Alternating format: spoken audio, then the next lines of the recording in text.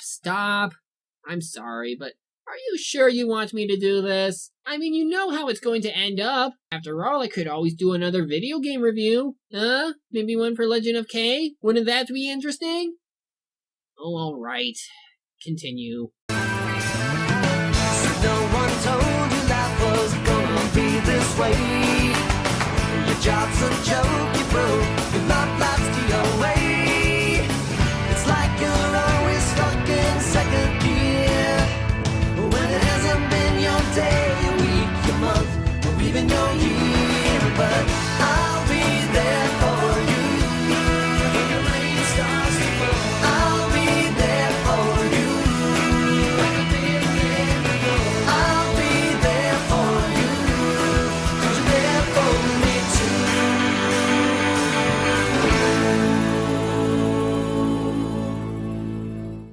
So you want to turn a book into a movie for kids. How do you go about doing so?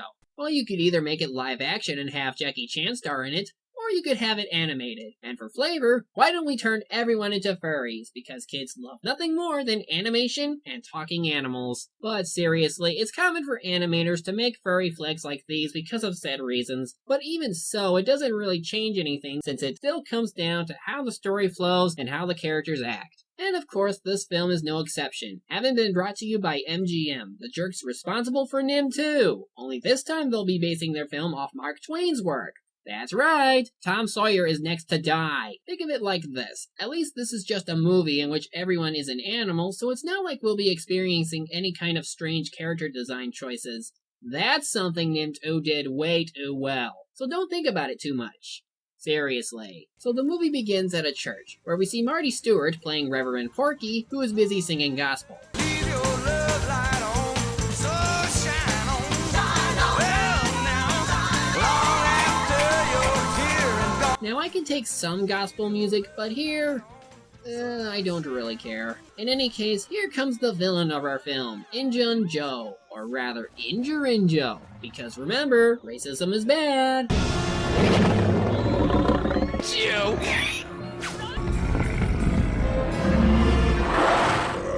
The poor man. Yeah, I doubt he was a brute in the original. God, where's the sheriff? Joe must have robbed the poor box again. Shouldn't we arrest him or something? We could try, but it might hurt us. Might get hurt. You guys suck!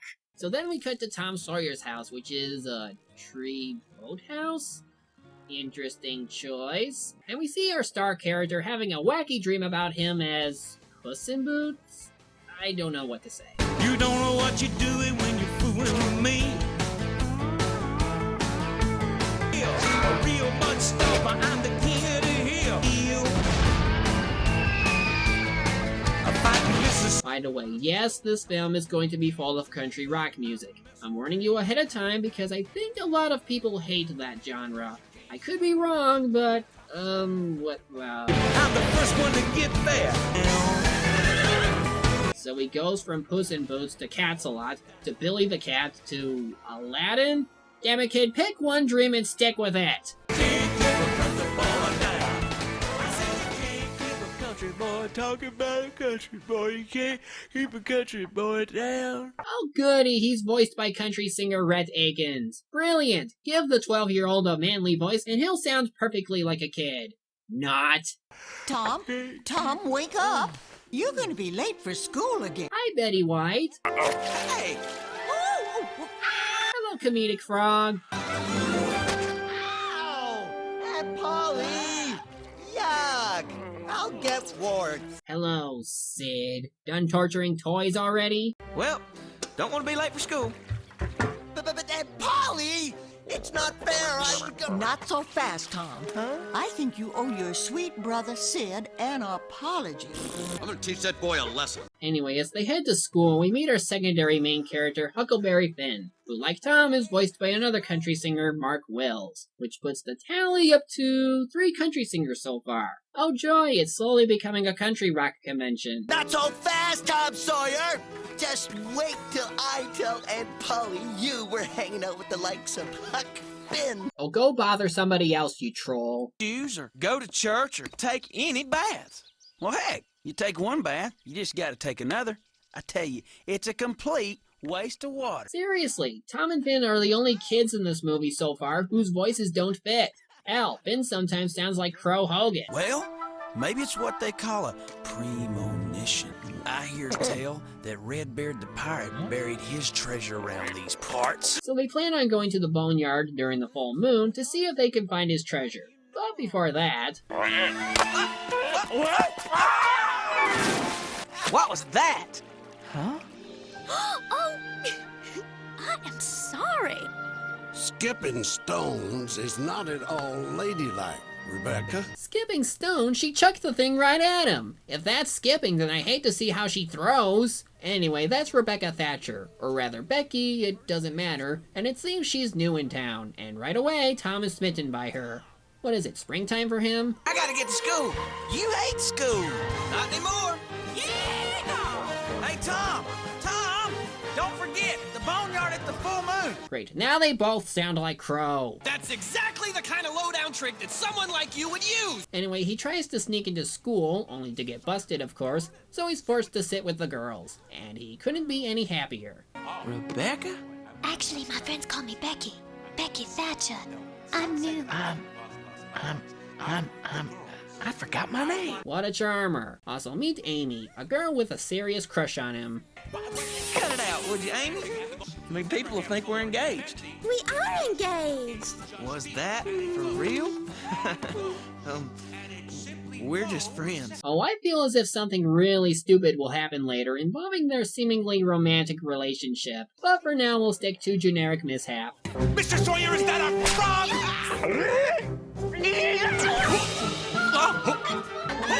I think I got him. I think I got him. Wait, I know what this needs.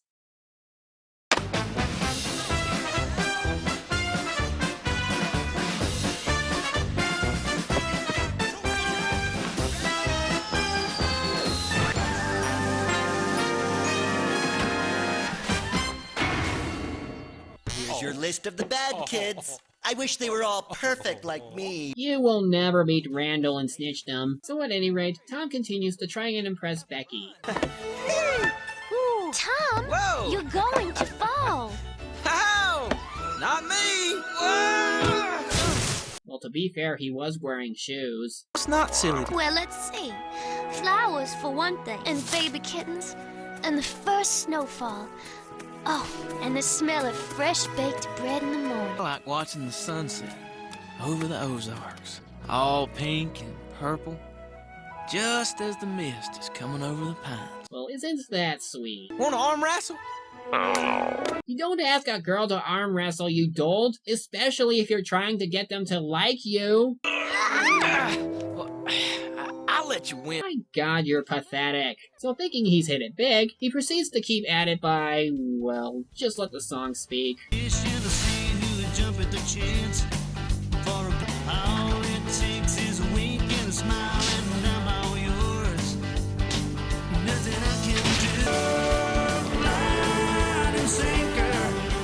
Now here's what I don't get, and it's not the song, it's average. But why is someone like Becky living in a dump like this? In fact, everything seems to be run down. What's up with that? It's like we went through an apocalypse in the 1800s, and then most of the animals would evolve without cleaning up our mess. I mean, geez, the apes from Planet of the Apes were more cleanly than you. Hell, if anything, this movie should have been about Tom Furry and Huck Fox looking for the secrets of our humanity. That would be awesome. We could call it the Omeowga Man. It was Rosenhacker's idea, I swear! So the next day, Tom is asked to paint the house, so he gets his friends to do it by song. Bet, take a look. Keep an eye on me, cause I'll show you fun like you never did see. Put the brush in the bucket and soak it good with paint. It's as easy as pie, now don't you think you can? Look, unless you're leading into something catchy and with beat, you really shouldn't attempt this kind of song, because it's not exactly clever, and neither are you for forcing your friends into doing this. Anyway, the full moon is out, which means it's off to the boneyard. The two discover Injure and Joe forcing Mutt Potter to dig for treasure from somebody's grave. This here mud fills up what I done. Tarnation we looking for anyhow, Joe? Okay, I'm digging.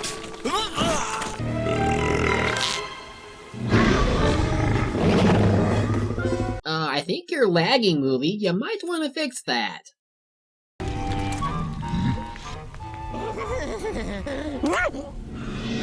Dude, it's a frog. Not a person, just a frog. If it wore pants, then maybe it would be. Anyhow, since Deputy Bean here was visiting the graveyard, insert Tales of Grace's reference here, he checks up on the commotion. Joe, what are you doing here? Nothing. Would Hey, you? Joe! Is this the right box? This here belongs to the county. Now you better give it up, or I may just have to take you in. You don't talk back to a bear that's freaking larger than you. Do you want to die? This here belongs to me. What are you doing? Come on, let go of me, Green.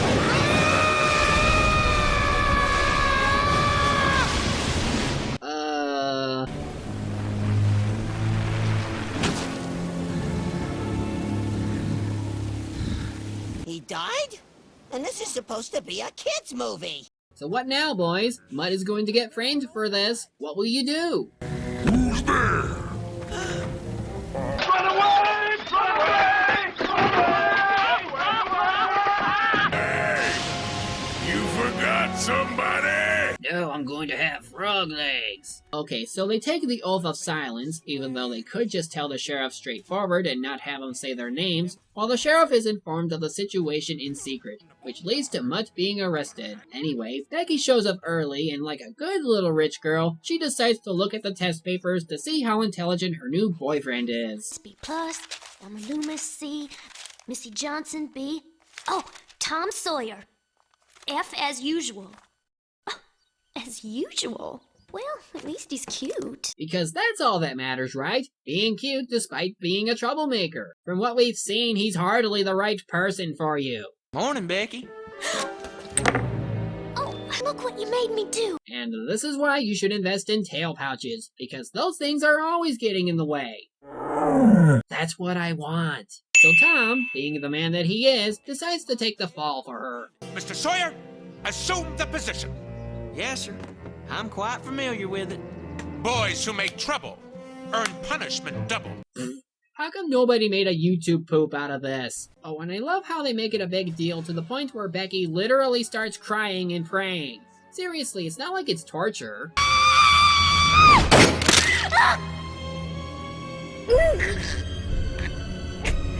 But that, on the other hand, is. Eventually, Becky gets the chance to thank Tom for taking the hit, and suddenly the dark forest became more bright. Becky, you ever been engaged? Engaged? Well, it means we're promised to each other. Like, from now on, coming and going to school, we walk together. And at parties, I choose you and you choose me. And you ain't ever to marry nobody but me. And I ain't ever to marry nobody but you. You're not even in high school yet. You shouldn't even be talking about serious romance until you're, like, older. And poor Amy is being left out, since after all, she was once his girlfriend. At any rate, both Amy and Becky have their voice actresses swapped out for country singers and... Somewhere in our hearts, somewhere deep inside, lives a dream. Every now and then, I get a glimpse of where he and I could fly.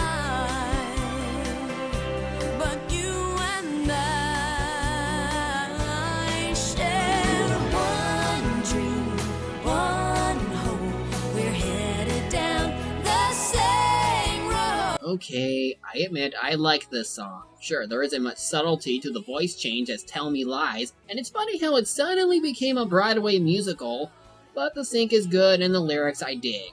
So that's one thing good so far, but unfortunately it gets thrown out the window since Tom accidentally blurts out that he was really engaged to Amy once, so Becky rightfully dumps him. That night, Tom and Finn decide to visit Mutt and give him some food, but of course, thanks to Rebel the hostage, he leads Joe right to them. He's gaining on us! Hurry up! Row!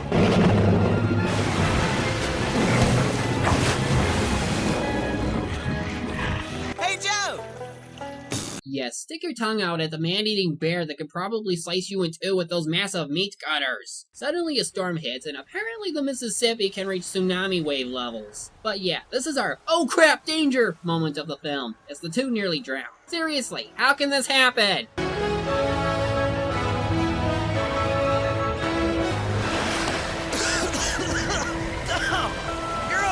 They survive, of course, and end up on an island with a rock formation that looks like a ship. And of course, despite this next song being good, it just comes out of nowhere. Like, here's the segue into it. You saved my life last night, Hucky.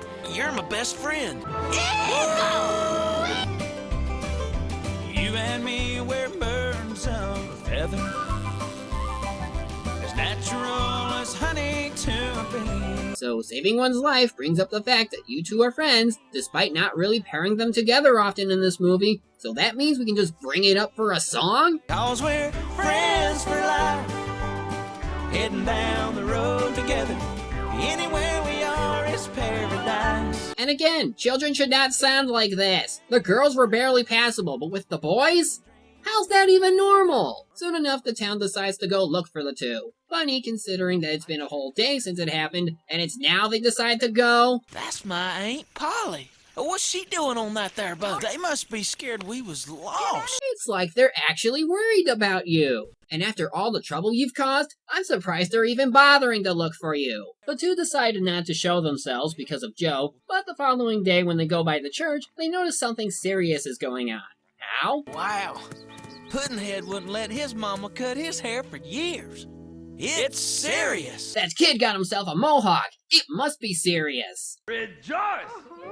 For those who have left us are in a far, far better place. Boys did shine, Lord. Nobody shined brighter than Tom and Huck. Wow, golly, it is us. No crap. I mean, you might be troublemakers, but they still love you. Well, at any rate, they literally drop in and everything is fine. Tom! Oh, Tom, I love you! And Huckleberry! There'll always be a place for you at our table. Come on, Amy.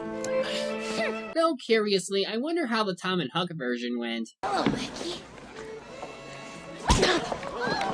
Well, with that out of the way, we need to fast track to the hanging of Mutt. Joe shows up, for convenience, so it's now or never, guys. Confess! Andrew and Joe did it! We saw him murder Deputy Bean!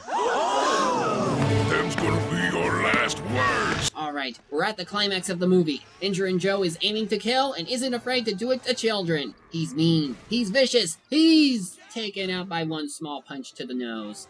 Yeah, lame. I'll get you, Sawyer. With him gone, we can wrap up, right? No, it's still going on? Oh, come on, the bad guy has been defeated. What's there left to do? Alright, gotta restart the Tom and Becky shipping. Of course. So after some padding, the two end up at Dead Man's Cave, where through some mishap, they eventually find themselves lost. This here rock was the last thing I ever seen alive. Must have went past the red rock. Amy tells everyone about what happened, and thus everyone springs into action. Sure is dark in here. Wait a second. I just picked up a scent. Whoops. I think it's me. Not funny, movie. Not funny. Back with Tom and Becky, Becky begins to break down, saying how it's her fault they're in this mess, but Tom cheers her up a bit by, you guessed it, a song. There's a light at the end of the tunnel. Come on, Becky. Well, I bet it's just right around the corner. There's a place far away from all trouble. So yeah, starts off slow but picks up by the end. Not bad, but moving on. They find a treasure chest full of gold. What, again? So Tom gets Becky to hold him while he grabs some coins. But guess who's back?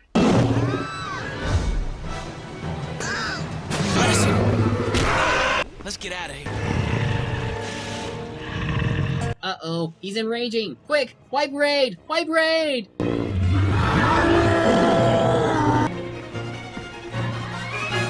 Why are we stopping? setting a bear trap. Now all we need is... Joe! Want us, Joe? We ain't scared of you. Yeah, if he was Gantu right now, he would so blast your ass at long range. So the plan is to basically make him fall by bats, which can be triggered through fire. Like bats, Joe? Well, that didn't work. Perfect cast! Hooray for the power of the pole! Now we can get out of here. Way to go, Finn! You defeated Joe, but you've caused a flood. Now you're all going to die!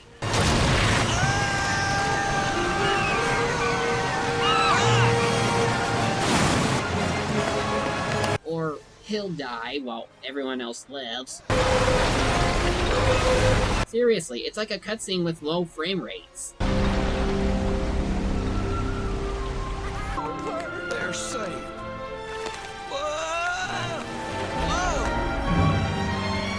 Joe! It's okay, Becky. He can't hurt us anymore. Well, yeah, you just killed the guy. So with that, Amy decides to pair up with Finn, Polly is more liking to Tom now, Sid is still an unlikable snitch, everyone is gearing up for adventure, and we end with the best part of the movie, the end credits. How can I make you believe how happy And okay, the song is good too. with me? I'll be as nice as I can. It stunk. Pretty bad. Like, okay, it's definitely better than Nim 2, so I guess it's a step up from last time, but other than 3 to 4 songs, there's hardly anything to like about this movie. The characterization, the animation, the choice of actors, it was all poorly done for the most part. While it could have been worse, it did play out like any animated adaptation would, though that's coming from someone who has never read the book. Ultimately, I really wouldn't recommend this movie, even for the songs. You can find those off YouTube or buy them off Amazon. You know I will. Well, that's all for now. I'm the Media Hunter, bringing you movies straight from the wild. Thanks for taking the time to see me, Ronan.